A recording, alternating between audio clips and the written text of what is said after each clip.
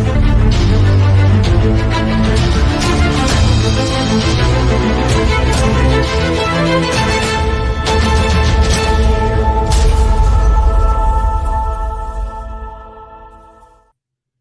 everybody. Welcome to the UGA Sports Live podcast. My name is Radi Nabulsi. I'm joined by Dayne Young and Jim Donnan. Jim Donnan, of course, is the former Georgia Bulldogs head coach, and the only reason anybody's tuning in on Tuesday at noon. I know you're not here to see me or Dayne, especially not Dayne. Nobody cares about Dayne, but fair. We need him to make the show work, and we appreciate all of you tuning in. We had a different show plan today. I had solicited some questions on Facebook, and there's some pretty good ones on there, but we're going to skip those because breaking news earlier, about an hour and a half ago, was that Todd Monken has left the University of Georgia and is on his way to Baltimore to be their offensive coordinator. And Mike Bobo has been announced officially as the new offensive coordinator at the University of Georgia, surprising no one who is a reader at UGASports.com, because we told them if Todd Monken takes this job, Mike Bobo will likely be the guy. Actually, Dylan Raiola, the number one player in the nation, the five-star quarterback, told us on January 30th when he interviewed with Georgia, or when he visited Georgia, when he interviewed with us, he said, look, yeah, I'm very happy that Todd Monken has this opportunity. He's won a couple titles. It's great for him to get interviews there. But if he leaves, they have a plan. They got a guy on staff. They're going to promote. So this, again, it's not a shock, but this has been an issue that has been hypothetical for some time, but now it is a reality. People have been debating it at UGASports.com, on the message board of the Dog Vent, and even on the Vault, especially as it pertains to recruiting. But we have something special because we have a guy who knows Mike Bobo really well. He knows Todd Monken really well and can give you a head coach's perspective on changing coordinators. Do the plays change? Does the system change? What does this do for the players? We can ask Coach Donnan all these questions. But first, I just want to get his initial thoughts on this, and then we're going to pepper the hell out of him with questions. If you have questions, put them in the comments section. We will try to work them into the show. We'll try to work on the questions that came in at UGASports.com earlier. But if you have a question, you want to get Coach's take on it, drop them in there. But Coach Donnan, let's get your take on the breaking news. Well, first of all, I'm very happy for Todd, just from the standpoint that, career-wise, it's a situation where, at his age, he wants to pursue being a coordinator in the pros, and he's got a chance to go with a team that's got, an established quarterback and good defense, good ownership, everything that you need to have a successful team, plus a coach that's got a track record of success. So it's hard to lose a guy that's done as much as Todd's done for us. We've seen a lot of good results here, but at the same time, I'm happy for Mike. Mike's gone through a couple tough years here, coaching-wise, and they're not necessarily anything to do with anything that, you always got to assume responsibility. But South Carolina was really bad, and Auburn, he did some things there, but he really wasn't in charge over there. Harsin was running it. So I know that Kirby's based on everything that Kirby's ever done, he's looked at Mike several times before, and it just didn't work out. So I know Kirby's happy about it, and you read his comments in the release. So the one thing that I always say about losing somebody is you can't get too caught up in the what ifs or everything like that. But there was smoke, there's fire when the guy's talking to these teams. It's obvious he's has that interest. So we can wear ourselves out talking about what's wrong and with everything. But I really think with the team we got coming back, with the relationship Mike has with the players, with the relationship he has, established relationship of knowing the coaches on the staff like he does, having been involved with them. 3 of the 4 he's been around when he was a coordinator. So it's really it's going to be kind of a seamless transition as far as I'm concerned. And I think the biggest deal will be terminology. Will they keep the same terminology? And they probably will for the most part. But, there's always a few wrinkles that everybody puts in. But, I think from my standpoint, you really would turn this place upside down, bringing in somebody that wasn't used to these players or used to Kirby or used to the system we got or everything about it is there's no need to change a winning game when you got personnel here that are very capable of doing it. So the other thing I would say, you can't live in the past. There was things that happened in the past. I made some bad calls. Mike's made some. He did a terrific job here a lot of the times without much of a defense. So I'm anxious to see how he's going to do with our defensive team in place. And so there's no need just going crazy, worrying about anything except I feel good about. I'm happy for Todd. I'm happy for Kirby. I'm happy for Mike. I'm happy for Mike's family. From the standpoint, there's some stability there in the fact that they've moved several times here, and now they'll be able to go to high school and finish out. And then, of course, Drew has always wanted to play for Mike. That's why he committed to Auburn, and then he committed to Georgia when Mike became an analyst. So that'll be good too. So hunky-dory. Everything's hunky-dory. Now, I'm going to call you out. I know those are your feelings, but I'm going to be the devil's advocate, call you out a little bit. Is that a hire of convenience for Kirby Smart, or is that a guy? There's a lot of names up there. Everyone's talking about, what about Cliff Kingsbury? What about Joe Brady? What about I don't think that even enters. Why didn't he interview other people as a guy? Here's the deal.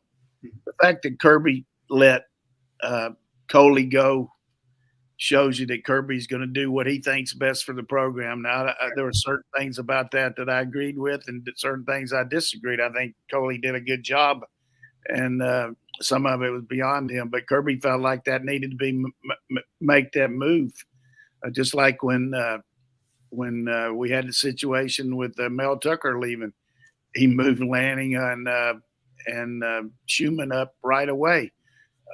So there wasn't any reason to change the situation. The same thing here. I don't see any reason.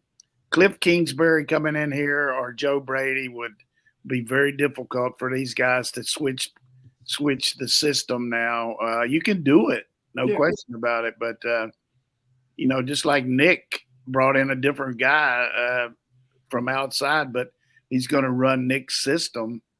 So this guy, Bobo, already knows the terminology here. He knows the players. He's been in meetings with them. And just a little caveat that I told Radi a couple of weeks ago. I said, Mike Bobo's not on the road just to be on the road. There's got to be a reason for it. So he had 2 really good weeks, maybe 3, of being on the road and getting to look at some of these sophomores and juniors.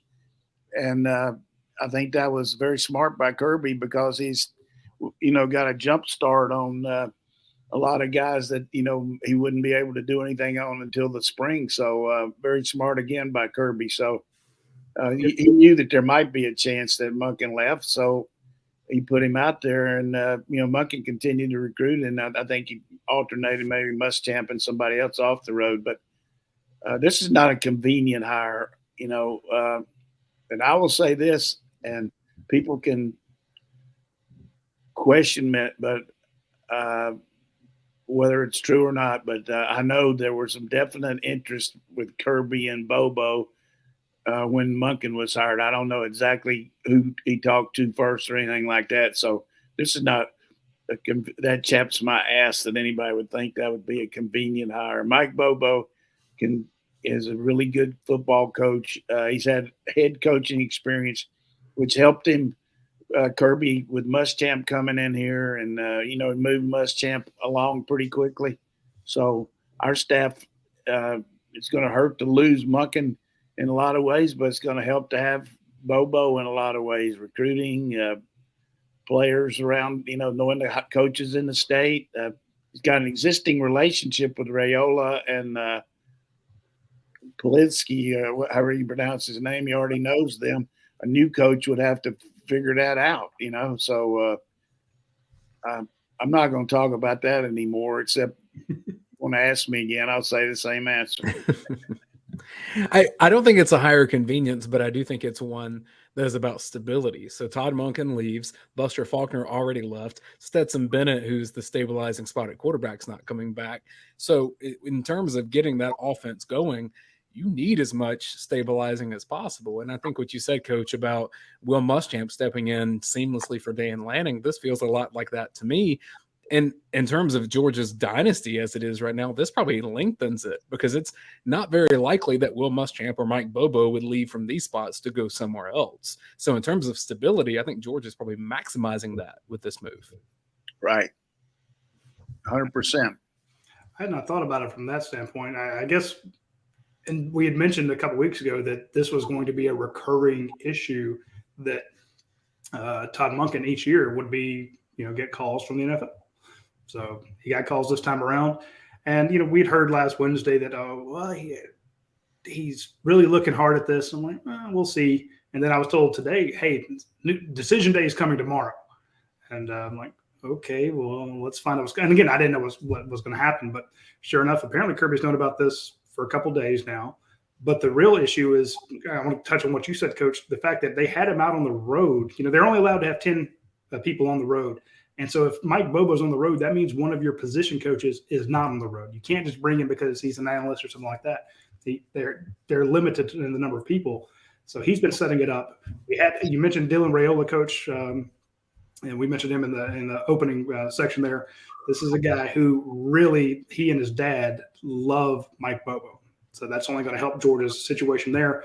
And a lot of people are like, well, what about the quarterbacks? And you mentioned last week that Todd Monken was more of a wide receivers coach than a quarterbacks coach. And Mike Bobo is known for having developed some really good quarterbacks. So it's going to help. I mean, I don't think you could say more of it. I mean, he kind of cut his niche as a receiver, but he's really good with the quarterbacks too. I would never say. But I would say this, that anybody out there talking about Mike's relationship, Mike recruited Matthew Stafford, coached him. Stafford was the quarterback for Raiola. All Stafford's going to do is talk Mike Bobo up to the max with Raiola and his parents. I mean, there's no way that he could have anybody here that Stafford would back as a personal friend, which, he wants the kid to have success and everything. And he's got a relationship with his dad. So nothing better than somebody you've played with give you that kind of recommendation. Hey, this guy directed me, coached me, and I feel like your son would really benefit from playing for him. I mean, you can't beat that. Well, you're also going to have Stafford. You'll have a ton of other quarterbacks who are going to pound the drum. But again, you can't do it just based on one kid.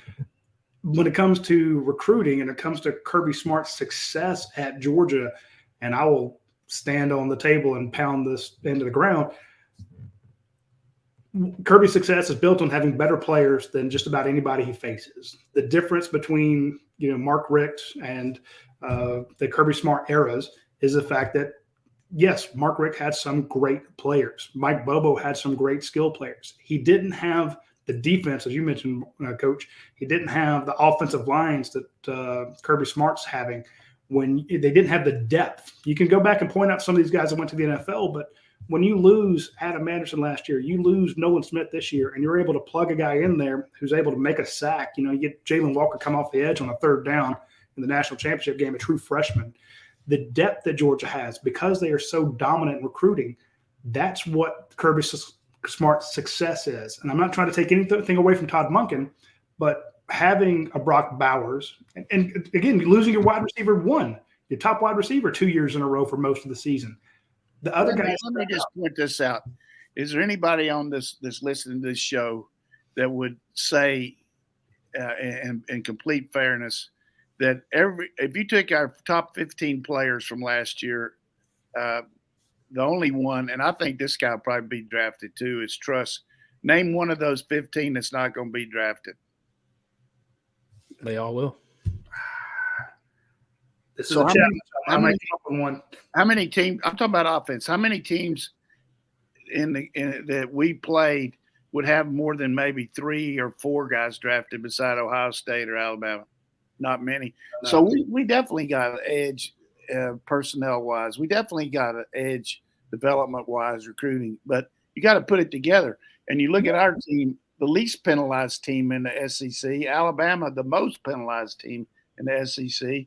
And that's coaching. That's discipline. That's what it might be. The way Todd demands that stuff, the way Kirby demands it, the defense demands it. So it's one thing to have good players, but you got to coach them and make them execute too. But I agree 100%. That's my point is Kirby Smart has built his system. You talk about how he's going to run the offensive system that he wants, and he's going to make Mike Bobo knows that system. There won't be a lot of changes there. It'll be the same stuff.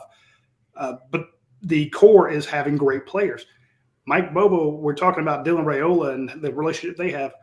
I've seen Mike beat Kirby Smart, beat Nick Saban, 4 players in Georgia, bringing them to a team that, hadn't won as many, had won 2 titles back to back. Now when Mike Bobo walks into a high school and says, look, I'm back. He's been 20 years at UGA, this guy. And the players will tell you it's different playing for a guy when he's at his alma mater. He bleeds for Georgia. He loves Georgia. Same with Kirby Smart. And to have those two on the same team recruiting, with Todd Hartley and Brian McClendon, that's just nasty. That's just the pipeline is going to continue. Is my point. I'm got 5 guys that went to Georgia, so I think let's get some questions here. We're beating the dead horse. Well, I do think there's one ramification from this immediately, because we can talk about recruiting, we can talk about future stuff. I think this shakes up Georgia's quarterback competition heading into the spring. I know that Todd Monken was one of the bigger champions for Carson Beck, and Carson Beck may still end up being the starter, but I think this is more wide open of a competition now than probably it would have been otherwise. And so I think Vandegrift's right in this. I think Stockton's right in this. It's going to be a long time before we know who Georgia's starting quarterback is for the 2023 season. Yeah, I mean, that's a given. Regardless if Monken was here or not, you go into the fall because 15 days is not enough, but there is a good kind of it's like when I went to Oklahoma, everybody's starting fresh, with the new coach. I mean, regardless if he's been here or not, you haven't been in the room, running the room, and now you're going to do it your way, and the players have to adjust a little bit. But the biggest thing is adjust to the players and your style. Every coach has got a different style, but it all emanates from the head coach who very demanding on the way the players practice and execute, and the coaches have to, do the same. So, wise man changes and a fool never does. I don't see any reason for any change around here right now. It's just you got a winning game going. Let's don't do anything to disrupt it. Speaking of not disrupting your game plan, I want to mention our friends over at Dead Soxy, because if you're trying to be consistent, you want to reach in that sock drawer and get out something that feels comfortable on your feet, something that won't slide down. You're constantly having to bend over, pull your bloody socks up, and it's frustrating as hell. Get the socks that are incredibly comfortable. They have the True Stay technology. They're the softest ones you'll ever get. They will be your favorite socks. You will absolutely love them. The folks at UGASports who have tried these rave about them. Of course, they have the colors, the red and black. If you have friends or family who follow other teams, and it's bad enough they follow other teams. That's not, it sucks for them, but at least they don't have to suffer with crappy socks. So if for Valentine's Day or Father's Day or Mother's Day or, some sort of celebration or birthday, you can get them socks for their teams. But if you're a Georgia fan, I'm just saying, Dead Soxy came on 2 years ago. Georgia's won 2 back-to-back national titles. We said they were lucky socks. They seem to be that way. So hit up our friends at Dead Sox. Use promo code UGASports to get a discount on all the socks that they have going on. Right now, they have a buy one, get one free offer on any bundles. You see the bundle deal there where they have 4 of them. Buy one of those, get the next bundle half off. Or if you buy one set of pair of socks, you get the second one for free. So hit them up. Also want to mention our friends at Your Pie. I need to mention them first off the bat because it's 12/23. If you're trying to come up with something for lunch, grab your Pie app, punch in your what type of crust you want, what type of sauce you want, what type of toppings you want. Add as many toppings to it as you like. Go ahead and say, look, I either want to pick it up or I want it delivered, or however you want to do it. Today is Tuesday. You can order for Wednesday, Thursday, Friday, whenever. But if you're trying to get something done today, we want to mention them first. So while you're listening to the next segment of the show, you can go ahead and be punching in your order on the EuroPie app, and you'll get double points for it. The points add up very quickly for every dollar you spend, and you can get a free pizza, free gelato, free brownie, free drinks, free breadsticks, all sorts of fantastic stuff through the EuroPie app. Hit them up. Shout out to Drew and Natalie French, and they're amazing children.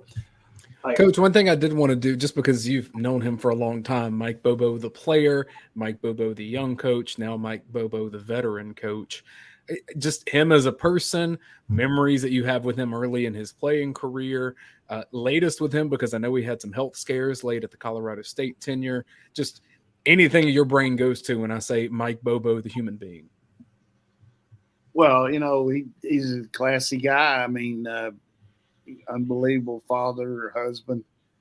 He's been dating Lainey since they were in college, and then they got married. So been together a long time, and I know his dad was an excellent coach in high school, and I have a lot of respect for him. He still is around here. I never will forget we're playing in the bowl game down there, and Mike was having a terrible week practice. I'm talking about he couldn't throw the ball in the ocean from a rowboat.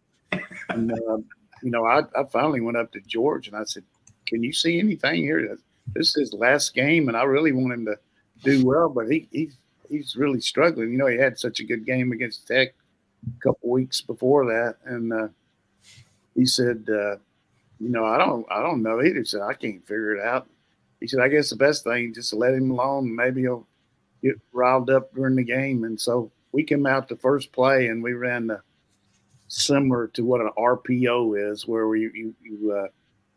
if they're not playing press coverage, we're going to run the screen to Hines Ward. If they are, then we're going to go on and run another play, a running play. And they backed off the first play. We're playing Wisconsin, and he came back there and hit Hines, and I think 27 out of 29 on the day, and just unbelievable day. But this goes to show you, I mean, sometimes guys in practice, and then we play against Florida, the first half, I think he took 2 or 3 interceptions, and excuse my language. And I said, "Mike," I said, "we got a really good chance to win today if you don't keep pissing down your leg." And he said, "Coach," he said, "I can't figure it out. So I'm going to do better." I said, "Well, I'm going to hang with you." I said, "But we can really beat these guys. Our defense is playing good." Kirby intercepted 2 passes, and second half we just killed them. But I remember saying that to Mike. The other thing that I remember is the first year was, we made some mistakes personnel wise. I did a poor job. I spent way too much time trying to raise money for weight room and not getting to know our players, and just not as good a job evaluating personnel as I needed to. But that summer, Mike and some of the older guys really did a good job with our team and organizing the workouts and getting together and building the camaraderie that you got to have that we didn't have. And he showed a lot of leadership there too. And Kirby was involved in that too. Just saying, "Look, we got this. This is the coach. There's nothing we can do about why he was hired and why he didn't. Let's build in and buy into what he's doing a little better." And I did a lot better job, but the players did too. And I never will forget the way Mike rallied those guys. And then, when he got out of school, I got him a GA job here and helped him get started. And then my last year, he went to over to Jacksonville State for a year, and then Coach Rick brought him back. And he's just a very loyal guy and very, very astute, knows the game. We used to have every Thursday, I always did this with any quarterback that I had, whoever the starter was. I would have him in my office for about 30 minutes before the actual quarterback or the offensive meeting, and I would basically say, "What do you like? I mean, I know what I like. What do you like?"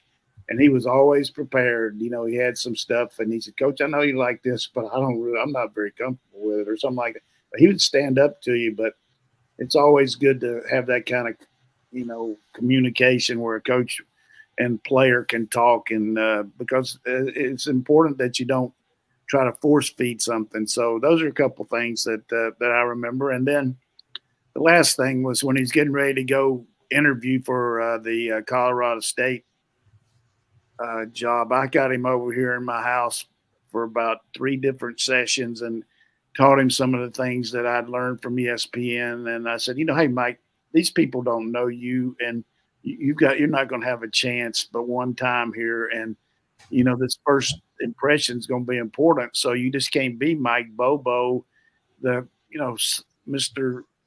Straight ahead. I mean, you got to come in there with a lot of energy, and he does have energy, but so we ended up, I think it helped him a little bit practicing those interview techniques, and he went out there and knocked them dead and got the job. And, really very similar to some places. They got it going on offense, and then their defense let them down, and just at the end result, just didn't work out as good as it needed to. But I was going to ask you, Coach, well, the question came up on the board a few days ago. And again, I thought it was unfair to use his stint as a head coach at Colorado State as his worthiness to be the offensive coordinator at Georgia. But the question came up, what happened out there? And the question is also popping up, how is his health? Because we know he had some health issues out there. So yeah, how is his health? He had some, there's no question. He took over a pretty good program that McElwain was the coach, and they did some good things, but they just and they recruited pretty well. You look some of these guys that are playing pro ball. That receiver for the Cowboys was one of his guys that did well, but it kind of as far as the neuropathy or the issue with his lower legs, I think they've got the medication there where it's still a very serious situation, but he's moving around a lot better. He couldn't hardly walk at all. He had to do some calling from the press box when he was out at so it's not fair for me to comment on exactly how his health is now, except I do know that he showed a lot of energy in practice with days I was out there, and he can't run around and like Kirby can, but well, I guess, is there any limitations was probably the thing. So I don't see that. I don't see that at all. Well, Radi, I wanted to ask you a question, though, because we glossed on the recruiting piece of this, but the fact that Kirby Smart, Will Muschamp, Mike Bobo, Todd Hartley went to Georgia, Dale McGee is a Georgia legend, didn't go to UGA, but like in the state, that name means a lot, especially in the western part of the state. What does it mean to recruit in the state of Georgia? Too. Brian McClendon winner. Yeah, McClendon is one I forgot. And even when you go beyond those guys, you get into like some of the better recruiters in the country, and Trey Scott and Uzi Deribe is a rising star, Fran Brown the same. Just like when you're recruiting the state of Georgia for the next however many years, what does that mean for the staff and this team? Well, for the folks who are not members of UGASports.com, and you really should be, it's 27 cents a day. So sign up. We have updates every day on recruiting. And if you read what those kids say, and a lot of people, they just want to cut to the chase. Is the kid coming to Georgia or is he not? They don't want the blow by blow. But I beg them to read the story, the initial story when a 2024, 2025 kid gets an offer. And he says, I spoke to Brian McClendon. Here's what he said. When I spoke to Todd Hartley, and this is what he said about playing at Georgia. They will mention how the coaches' love for the school and the family. They come on a visit and they talk about the coaches there care so much, and you can tell they love their school. In other words, every high school kid should know, most of them do know, but maybe they're not thinking about it, that the coach who's recruiting you today could be gone tomorrow. And it's true with any of the coaches that are at Georgia right now. They could be gone, as we're seeing with Todd Monken. But they also know that coach is at his alma mater, and it means something to him. And a lot of kids, Kirby Smart had a tough row to hoe when he came in and said, I'm going to fix something that hasn't happened at UGA in 30-something years. I'm going to win a national championship at my alma mater. And he had to get those kids to believe that. When you're going up against Alabama, who's winning them all the time, you're going up against Clemson, who's red hot. You're going up against Ohio State, who's winning. He got those kids to believe it, but a lot of it had to do with the fact he's like, this is my school, damn it, and we're going to win here. And a lot of them came in and said, I think we can win it. I believe Kirby. Now he's done it twice, and you've got the other coaches. So if you're offensive line coach, offensive lineman, or you're a wide receiver, you're a tight end, you're any position, you're like, they got some guys there who live and die and bleed for that school. I'm chasing Kirby Smart's interception record, in a game. I'm chasing Mike Bobo's, completion percentage in a game. That's a Grayson Lambert record these days. Oh, I know. Okay? Do not overlook. But the point is, maybe not in a bowl game, a regular season game. So you're chasing Mike Bobo's bowl record. But the point is, when you look and you see team captain Will Muschamp, Brian McClendon over here and the stuff he did. Hey, look, Todd Harley's a graduate. You see that stuff, and I'm not saying you don't expect them to leave because they can, but it gives you a different feel instead of that kind of the mercenary at Miami who's recruiting you to come there, the guy at Florida State. So we see that amongst these alumni. Now, sometimes, kids like, of course he loves the school. He's gonna say great things about his school because that's where he went. Maybe I need to make a different thing. But again, I don't want to gloss over how important recruiting is. And Mike Bobo is a ridiculous recruiter.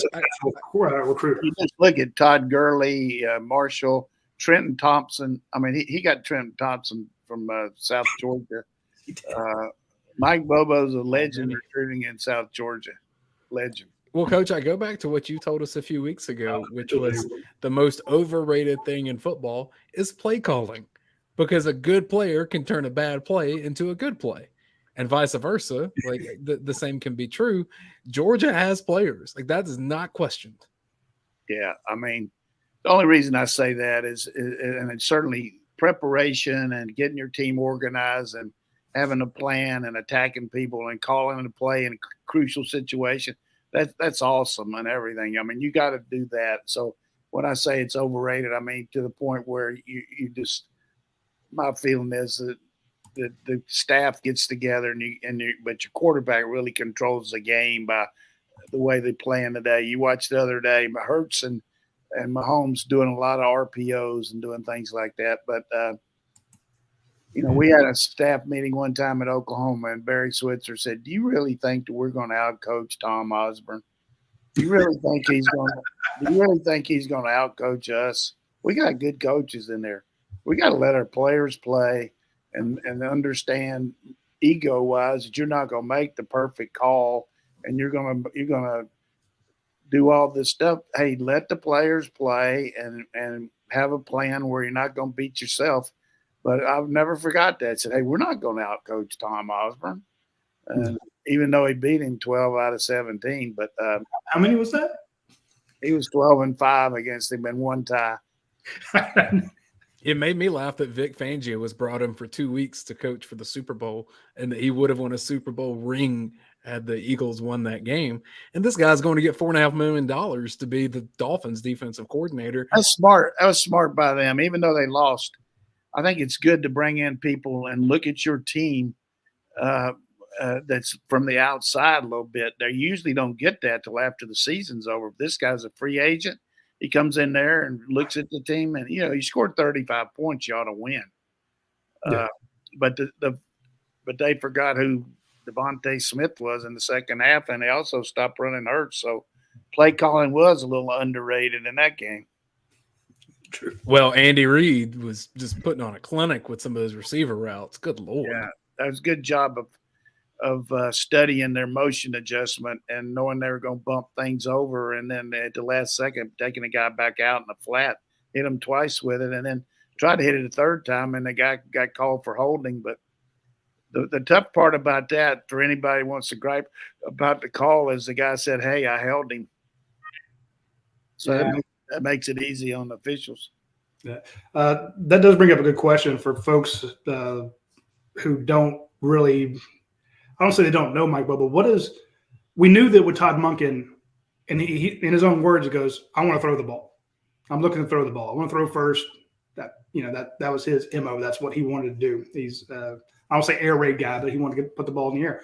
What is Mike Bobo's offensive philosophy? You coached him. Do you know what he likes, what he doesn't? You had those Thursday meetings with him and what he was comfortable with. Again, I know that's him personally, and I know a lot of it will have to do with his personnel that he has. But could you what is Mike Bobo's offensive game? If in a perfect world where he's making all the decisions, what does Mike Bobo do? Same as what Todd Monken did, what Coley did, what everybody here, whatever Kirby wants them to do.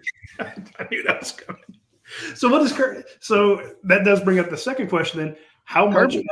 Kirby leaves you alone. He leaves you alone, but he gives you the parameters of what he wants. Okay. And they go over every Saturday. They go over, the way you're going to play the game based on how good your defense is and how bad their offense is, all that stuff.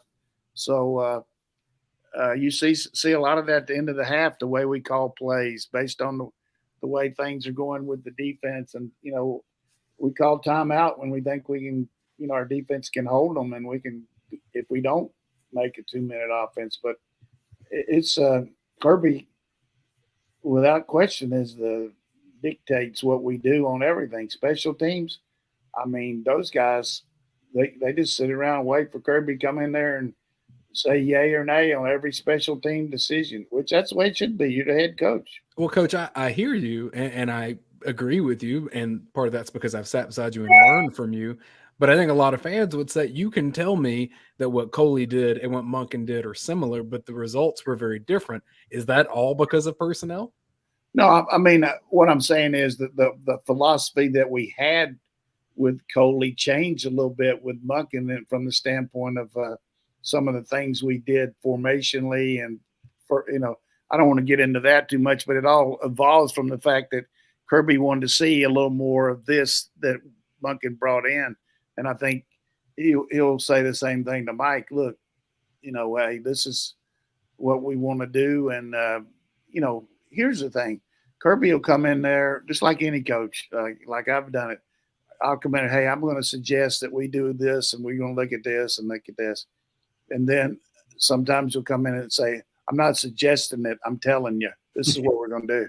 So that's the way I always did it. That's the way every coach does. But you want your coaches to feel good about it. And it's hard to call a game if you're talking to them during the game.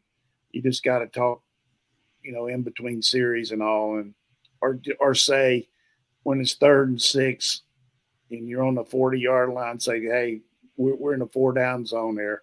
Or, hey, if we don't make it, we're going to punt. You know what I'm saying? So that helps the play caller too. I can promise you that Mike Bobo has not called plays for a player like Brock Bowers before. So at minimum, that changes what he's going to be, because that guy's a freak. And you could go to the running backs and say, has a Mike Bobo team ever had bruisers together like a Milton and a Robinson? Maybe. I mean, if you go back to some of the previous teams. We didn't have any offensive linemen drafted in the first round in a long time, over like back to 2002 or 3. I think the guy went with the Bills, that Corey or whatever his name was. I can't remember his name. But go back to that Hudson Mason team. Hudson threw for like 2,200 yards, but I would say that Randy McMichael, pretty strong example of somebody like Bowers. A hybrid guy that Mike threw to some, but I don't know that Mike threw it to him a whole lot because Randy came in later. But Jermaine Wiggins was good, Larry Brown, but Brock Bowers, unreal. And then we're comparing Coley to Todd Monken. I don't think Coley had Brock Bowers and Darnell Washington side by side standing over there. Not to say that, sometimes it is just the player. Yeah, I think the thing with Coley that really hurt was the lack of wide receivers.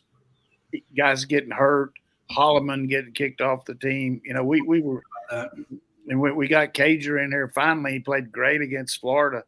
I mean, the game Coley and Fromm had against Florida was unbelievable. All the 3rd down conversions, just tremendous game. So, and I think one thing that we've all learned to maximize Georgia's offense, you have to have a quarterback that can extend plays and move, at least to the degree that Stetson Bennett did. He's a great athlete, but going forward, I think you're going to see mobile quarterbacks from here on out.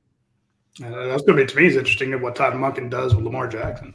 That'll be fun to watch if he's there. I mean, that's a situation. He's going to be there for at least a year. There's no way they're not going to franchise him. I mean, they got to. They'll unless they get all of a sudden Rodgers wants to come there in a trade or something. But I'll be curious to see if they'll draft Darnell Washington. Well, yeah. Here's the thing. They got a good tight end in Andrews, a kid from Oklahoma, and they got a really good defense. The defensive coach there, McDonald, was the guy that we frosted at Michigan 2 years ago, and I'm sure he told Harbaugh, I said, look, I studied this guy's film, and they just waxed our ass in that Orange Bowl. This guy knows what he's doing. I know that McDonald had to be a good guy to talk about Monken on offense because, he had a chance to study him. So, and you go into these interviews, you have to talk to the staff, but they have the defensive coaches in there listening to you too. And I guarantee you, Monk can go in any room in America and wow them on the grease board. Though he's good. I can tell you what wowed me last night, though, Roddy, and that was a meal at Academia Brewing Company. We went there last night. I had not had their flatbreads before, so I was excited to give that a shot, and I'm scrolling on their menu right now. I got the smokehouse flatbread that had the barbecue, the chicken, bacon, pineapple, jalapeno, and feta. It was great. My wife took a bite of it. She said, yeah, I kind of wish I would have gotten that. But she had a great meal, too. She grabbed a burger from there. They just had the Super Bowl party out there at Academia Brewing Company, and you could tell that was a great atmosphere. They have a Valentine's special tonight, special drinks. And like you say all the time, Roddy, the thing that differentiates them as a brewing company and a brewery is that they have a really great kitchen. Chefs out there, you really can't find better food, especially on a part of Athens that's being revitalized right now. So Academia Brewing Company, go check them out. Maybe grab some beer to go if that's your jam to do it out that way. Again, Smokehouse Flatbread. I would definitely go get that again tonight. Yeah, they also had some tacos this week because they started them for their the Super Bowl party. Slow cooked beef tacos topped with feta cheese and strawberry pico de gallos. Hit that up. If you are not in a place where you can swing by Academia Brewing Company, but you want some good food, hit up our friends at Prime Shrimp. Now, this is a company that makes seafood processing equipment that they sell for tons of money, but they also put some of that equipment to use, and they peel and devein shrimp, and then they package it in these freezer bags that you can boil up and sell it to the public. So go to primeshrimp.com, use promo code UGASports, get 20% off your first order. And it's incredibly easy to do.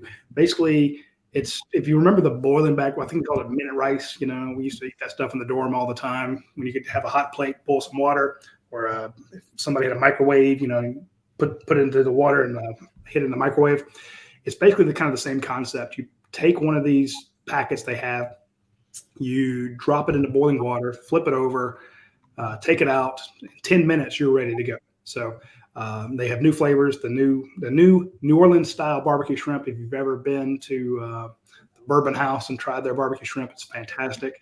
You can now get the barbecue style shrimp from Prime Shrimp. Try it. You'll absolutely love it. Folks have done it at UGASports.com. They rave about it. They buy again and again from them because it's super simple. And I guarantee you that I will have some of that before Wednesday. So I'm going to have, I had a new order come in is my point.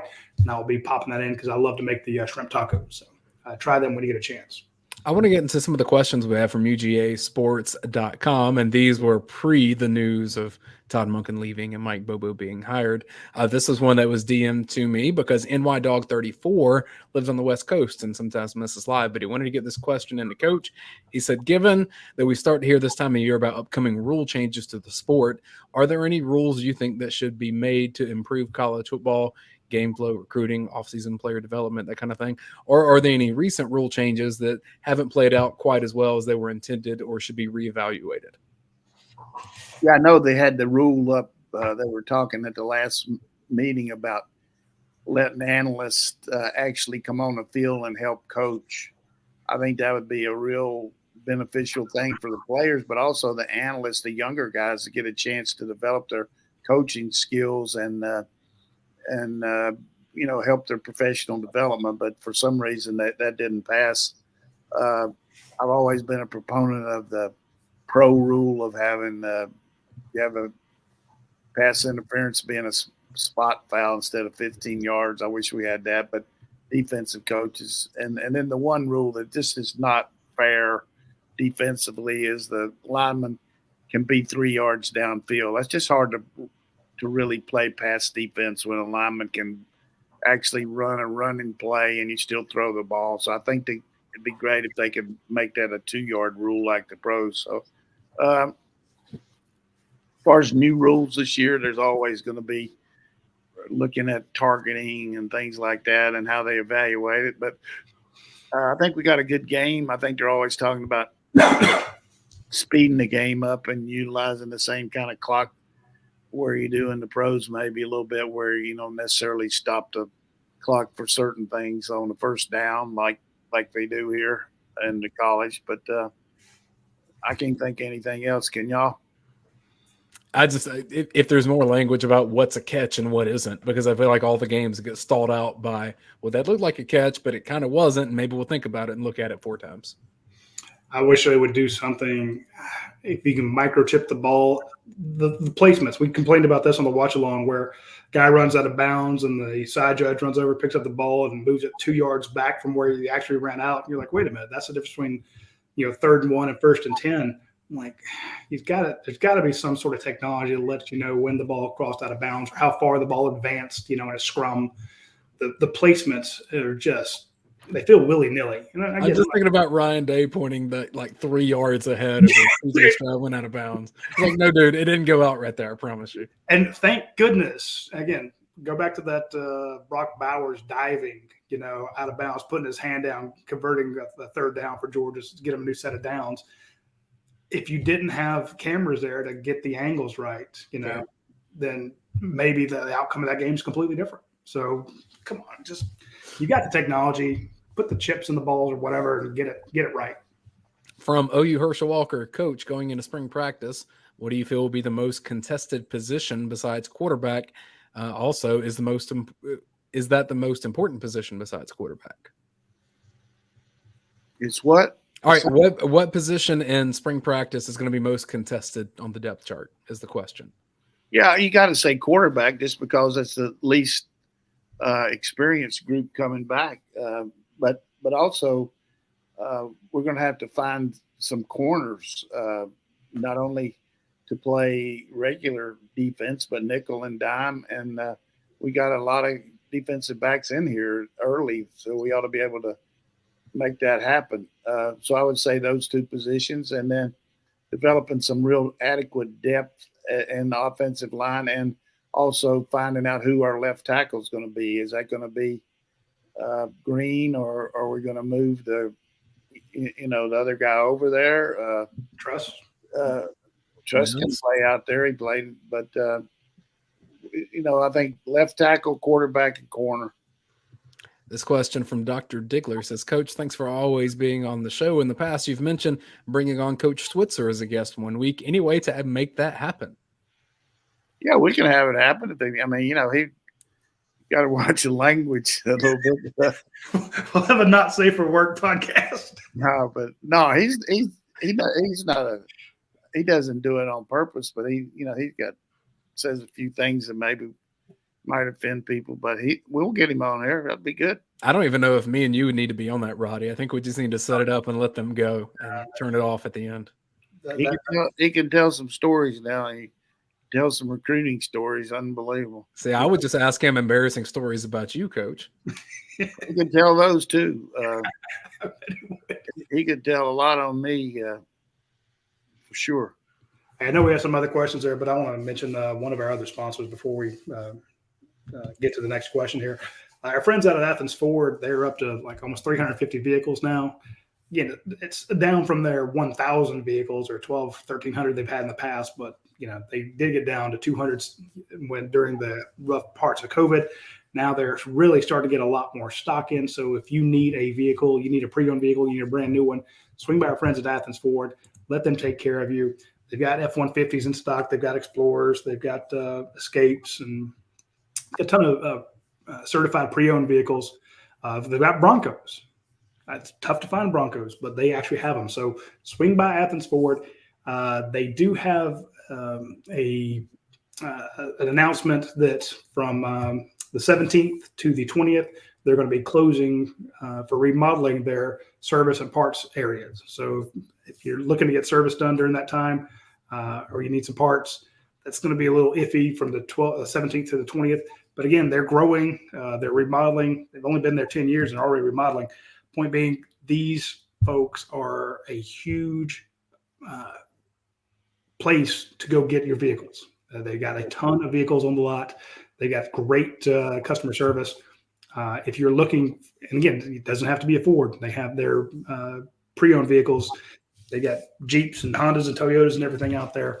But here's anything you buy from them, if it's a new vehicle or certified pre-owned or a pre-owned vehicle under 80,000 miles, it will very likely have the lifetime powertrain warranty on it. So hit them up when you need a new vehicle. Before we go any further here, because I'm worried about the time, but I got to tell you this joke because I haven't been doing as good a job on the jokes, but this one here really this lady was 80 years old and was getting ready for her fourth husband. The three previous ones had died, and they were at the reception, and she's talking to this guy, and he said, I noticed that, you've said this is your fourth husband, and he's actually a mortician, and tell me about your other three husbands. And she said, well, my first one was a banker, and we had plenty of money and had a good time. Everything went, and then he suddenly died, 30 years ago. And said, wow. I said, my second one was really exciting. Said he worked in a circus and he was a ringmaster. We went all over the world, touring the world, and just had an unbelievable marriage. And then, unfortunately, he died about 15 years ago. And then at the service, I got the pastor was such a nice guy, and his wife had passed away, and we started getting together, and finally we got married. So my third marriage was to a pastor, and he died about 5 years ago, and now I'm marrying this guy. It's 1 for the money, 2 for the show, 3 to get ready, and 4 to go. Impeccable delivery. With that one. Oh, you did that well. All right, that's a good joke, man. This is gonna. I did not see that coming. I'm gonna get some grief on that one, but I thought it's pretty good. This is going to test your transition ability, Radi, to get that to My Perfect Franchise. I'm curious to see how you're going to see this. Hey, if you're trying to get 1 for the money, I can help you there. We got our buddies at My Perfect Franchise. They will take care of you. If you're trying to change your job or change your husband or change your career trajectory, hit up our friends at My Perfect Franchise. Andy Ludecky, Brandon Beachy, the former Georgia Braves pitcher, they're there to say, look, what are you looking for? What are you looking for in your new life? Are you trying to get out of the rat race? Or are you a mid-level corporate exec who's just sick of, working for somebody else? Tell us what your parameters are. How much time do you want to put into it? How much money you want to put into it? What returns do you want? There are 3,000 different franchises out there that they can guide you to. So if it's, every question you answer will help them customize a plan for you, and it's 100% free. So it's not going to cost you anything to reach out to them. So hit up My Perfect Franchise when you get the chance. From Sick'em Dogs, as someone who spent time in the old North State, I love your opinions on North Carolina barbecue. It's the best, hands down. Who would be your 3 permanent opponents for Georgia in the new scheduling model? Thanks for all that you do. Mine? Yeah. Or if you'd rather talk about North Carolina barbecue, we can do that. I like to play Vandy home and home. Vandy, Mississippi State. Yeah. No, I mean you're going to have to keep Auburn and Florida. I mean those are just going to be, you're not going to change those. The question is going to be, is Alabama and Auburn going to come over to our state, and are you going to play 9 games? So probably the way I hear it's going to be Auburn, Florida, and South Carolina, but you never know. I mean, there's no way to all of a sudden you got Oklahoma and Texas coming in. Is Oklahoma going to play Oklahoma, play Texas, Texas A&M, and who else? Or, Arkansas, how's that going to be? But here's the thing about it. Since Oklahoma and Texas decided to come into the league 2.5 years ago, their record is 30-21. The coach at Oklahoma has the worst record they've had since 1997.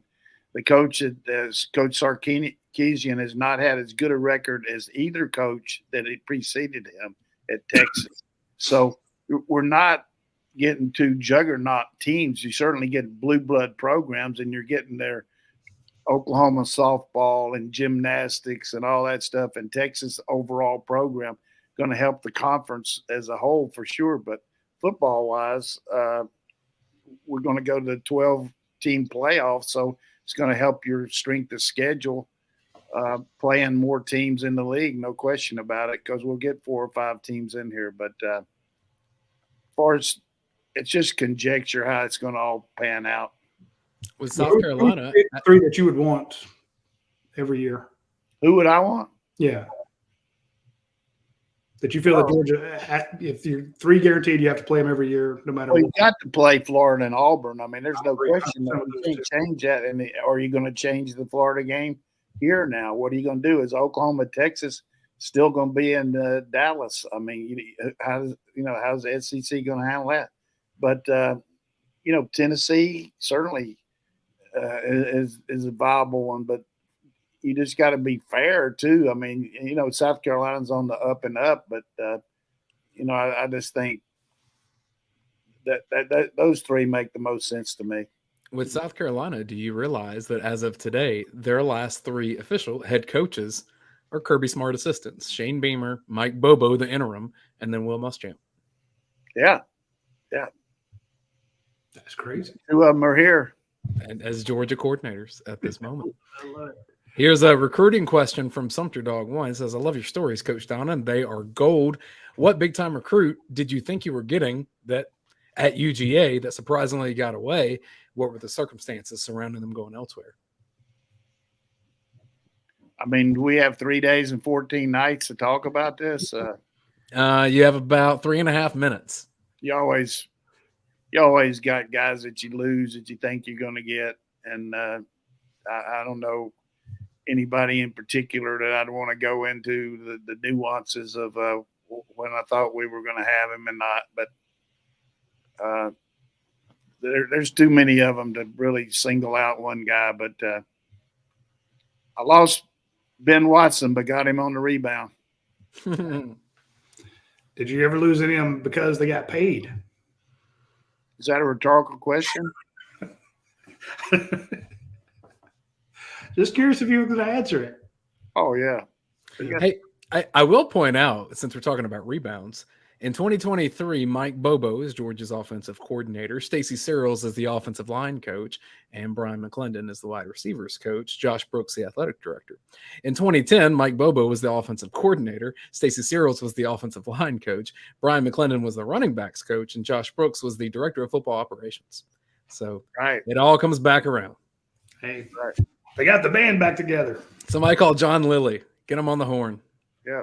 Hey, here comes Coach Fabris. We need a special teams coordinator. Don't tell Mac Brown I said that, because I know he likes having John up there, Coach. Right. All right. One thing, though, Coach, and I guess we can wrap with this because that's all the questions that we have from UGASports.com.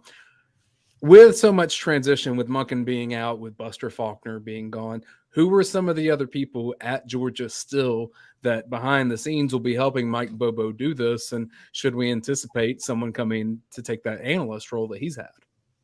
Yeah, you're going to have to get somebody in here, and it's maybe somebody Mike's been involved with. But, Montgomery Van Gorder's been really a big part of our success here. He's worked hard with the offense, but he also was very instrumental working with Kirby on staff distribution during practice and organization like that. And Ryan helps with the receivers and the quarterbacks, played quarterback at Miami.